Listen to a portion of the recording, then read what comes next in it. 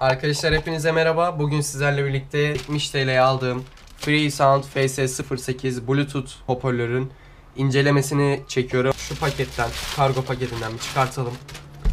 Ürünün kutusu arkadaşlar şu şekilde.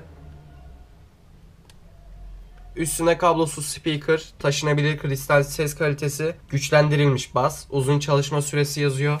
Burada çağrı cevaplama yazılmış. 10 metre mesafe kablosuz bağlantı desteği. Uzun pil ömrü 3-4 saat kesintisiz müzik. Her cihazda çalışır.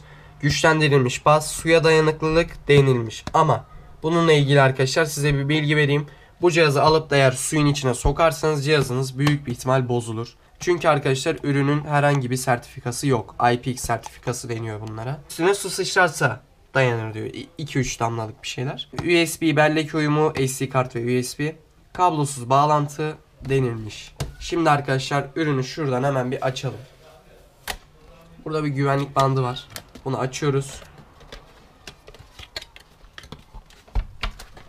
Ürünü şöyle ittiriyoruz ve içi boş. Açtığınız an ürün direkt karşınıza bu şekilde çıkıyor. Ürünü şu şekilde koyayım. İçini hemen gösterelim.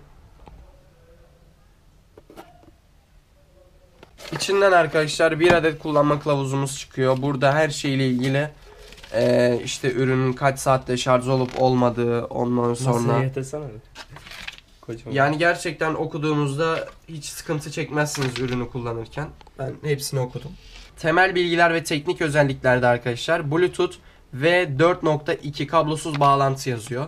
Dahili mikrofon ve çağrı cevaplayabilme, 10 metreye kadar çekim mesafesi, bataryası 3.7 volt, 1200 miliamperlik bir bataryaya sahip arkadaşlar. Hoparlör gücü yazmışlar. 5 volt üstünde 2 tane hoparlör var. Bilgisayar ve tüm mobil cihazlar ile uyumlu, güçlendirilmiş baz ve titreşimsiz ses kalitesi, 5 saate varan şarj edilebilir pil ömrü denilmiş arkadaşlar. Bunu da hemen kaldırıp bir kenara atıyoruz. İçinden arkadaşlar bir tane AUX kablosu çıkıyor. 3.5 milimetrelik bir jack girişi, çift taraflı. 2 tane çizgisi var. Bunlarda sanırım mikrofon olmuyor. Burada da bir tane şarj aleti çıkıyor. Dandik 2-3 liralık bir şeyler. Yani kendi şarj aletinizi kullanırsanız daha iyi olur. Ben kullanmıyorum. Evet. Gelelim arkadaşlar ürünümüze. Ürünü şöyle tanıtmak gerekirse üst kısmına baktığımızda şurada arkadaşlar eksi ve artı tuşlarını görüyoruz. Bunlara basılı tutarsak eğer sesi kısıyor. Basılı tutarsak sesi açıyor. Bir kere basarsak ileri, bir kere basarsak geri şarkıya atlıyor. Ortadaki tuşumuz aramayı cevaplandırma ve play pause yani başlat durdur düğmesi arkadaşlar. Buradaki M tuşumuz mod tuşu arkadaşlar. Bu tuşla da ilgili bilgiler vereceğim. İşte içine SD kart taktığınızda bastığınız zaman SD kart moduna, tekrar bastığınızda Bluetooth moduna falan geçiş yapıyor. Cihazı başlatma tuşu var. Başlatma tuşuna 3-4 saniye basılı tutuyoruz ve cihaz çalışıyor. Cihazı da çalıştıracağız. Bu cihaz nereden şarj oluyor derseniz arkadaşlar şu kısmına bir kauçuk yapmışlar adamlar. Burayı açıyoruz. Şurada micro USB şarj girişimiz var. USB bellek girişimiz, SD kart girişimiz ve 3.5 milimetrelik jack girişimiz bulunmakta. 3-4 saniye basılı tutuyorsunuz. Şöyle çakma bir JBL sesi geliyor. Ve ben şu an Bluetooth'a bağlanmaya hazırım diyor arkadaşlar. Gördüğünüz gibi kırmızı ve mavi ışık yanıp sönüyor. Şu an Bluetooth modunda. Zaten 3-4 saniye basılı tuttuğunuzda direkt Bluetooth modunda çalışıyor cihaz.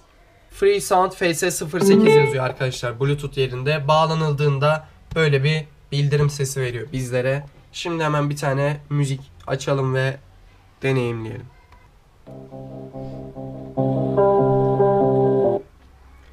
Arkadaşlar cihaz açıldığında sesi full olmayabiliyor. Buradan artı tuşuna basılı tuttuğunuzda ses fulleniyor ve size bir yine bildirim sesi veriyor. Benim sesim şu anda full diyor. Cihazımdan da şöyle göstereyim. Sesi şöyle kısık seviyeden alalım.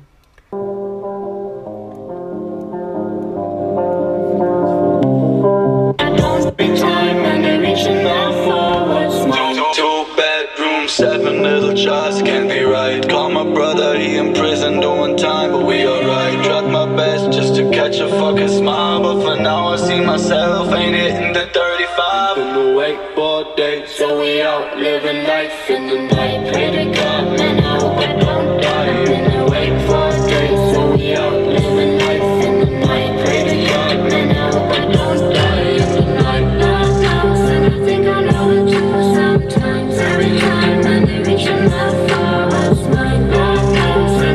ses kalitesi efsane ama ürünün ilk açıldığında yani sesini buradan fullleyip bir de telefonunuzdan full ses dinlerseniz ses az da olsa titreşimle geliyor. Yani bu fiyat bandında beklenecek bir özellik diyelim buna. Hafif titreşimli oluyor. Ama ben bu hoparlörü sahilde dinledim. Deniz dalgası sesine karşı. Gayet de duyulur bir sese sahip yani. Öyle söyleyeyim size.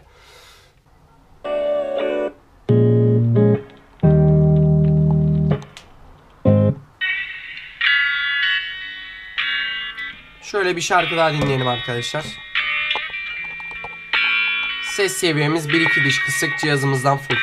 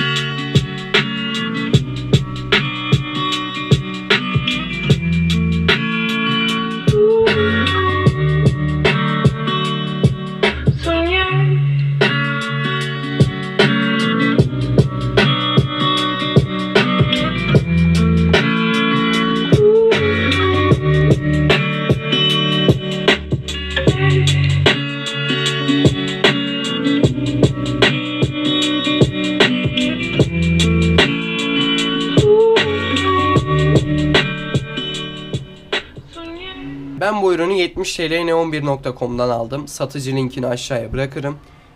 Üründen 10 üzerinden 9 puan veririm. 1 puanı neyden kırdım arkadaşlar?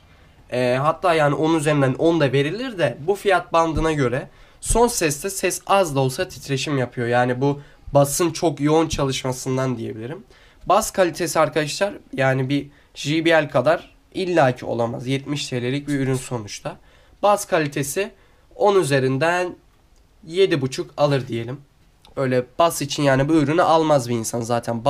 Baslı bir hoparlör istiyorsanız en az arkadaşlar kaliteli bir şey 500 veya 1000 TL arasında bir parayı gözden çıkartmanız gerekiyor. Ses kalitesi arkadaşlar 10 üzerinden 9. Bas kalitesi 10 üzerinden 7,5.